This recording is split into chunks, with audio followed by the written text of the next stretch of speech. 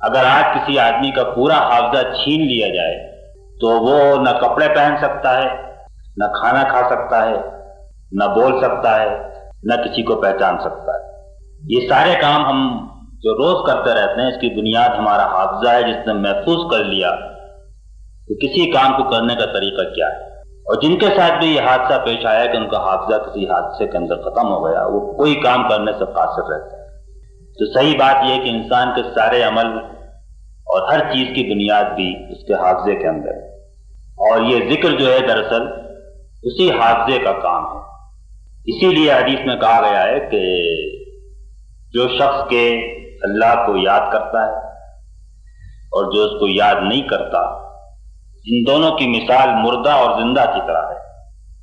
حضرت ابو موسیٰ اشعری نے بخاری میں یہ حدیث روایت کی ہے کہ مثل الذی یذکر ربہ والذی لا یذکرہ مثل الحی والمیت۔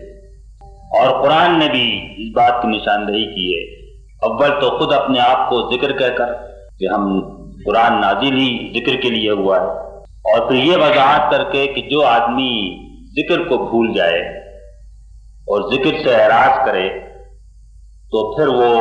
خود اپنے نفس سے بھی اور اپنے مفاد اور مصلحت سے بھی غافل ہو جاتا ہے اور اپنی بھلائی سے بھی غافل ہو جاتا ہے۔ وَلَا تَكُونُوا كَالَّذِينَ نَسُوا اللَّهَ فَأَنسَاهُمْ أَنفُسَهُمْ۔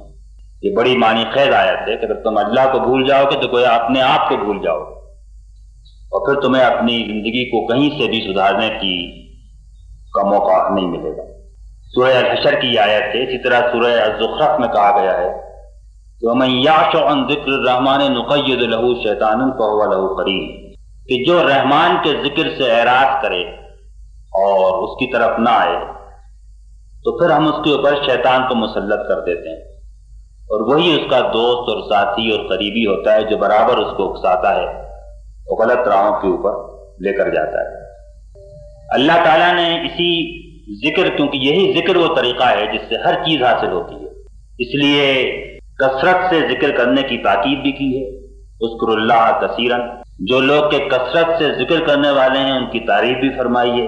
والذاکرین اللہ کثیرا والذاکرات، جو اللہ کو کثرت سے یاد کرنے والے مرد ہیں اور عورتیں ہیں۔ اور عقل مند لوگوں کی صفت اس نے یہ بیان کی کہ یذکرون اللہ قیاما وقعودا وعلی جنوبہم، کھڑے ہوں یا بیٹھے ہوں یا لیٹے ہوں، ہر حال میں وہ اللہ کو یاد کرتے ہیں۔ یہ ساری آیات سے یہ بات واضح ہو جاتی ہے کہ یہی دراصل وہ طریقہ ہے عملی طور پہ کہ جس کی پابندی سے، جس پر ہمیشہ عمل کرنے سے، مداومت سے، جس کو اختیار کرنے سے، جس کو مضبوطی کے ساتھ پکڑنے سے، جس کے مختلف طریقوں پر چلنے سے وہ ساری چیزیں جن کا ہم نے اب تک ذکر کیا ہے وہ سب ہم کو حاصل ہو سکتی ہیں۔ اسی کے اندر یہ بات بھی شامل ہے، کیونکہ ذکر کی بے شمار صورتیں ہیں کہ نماز اس کا مقصد بھی ذکری ہے۔ اقیم الصلاۃ للذکری، تو قرآن نے کہا ہے کہ نماز کا اصل مقصد یہ ہے کہ تم مجھے یاد رکھ سکو۔ تربیت کے لیے شروع میں جو احکام آئے اس سب میں اسی کی ہدایت ہے۔ اگر آپ مکی زندگی کی صورتیں پڑھیں تو اس میں جگہ جگہ مختلف انداز میں تسبیح اور حمد اور ذکر کی ہدایت کی گئی ہے۔ راتوں کو کھڑے ہو کر نماز پڑھنے کا جہاں حکم ہے تو وہ بھی قرآن کی تلاوت کا حکم ہے، اور قرآن کی تلاوت بھی ذکر کی ہی ایک صورت ہے۔ تو جدھر سے بھی آپ دیکھیں ہر طریقہ جو ہے وہ کسی نہ کسی طرح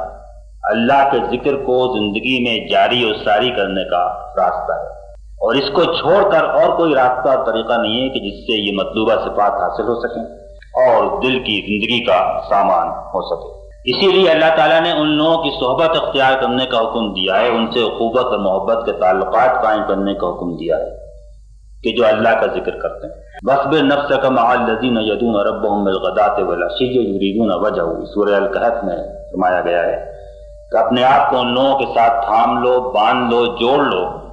کہ جو صبح شام اللہ کو پکارتے ہیں اور صرف اس کی رضا کو تلاش کرتے ہیں،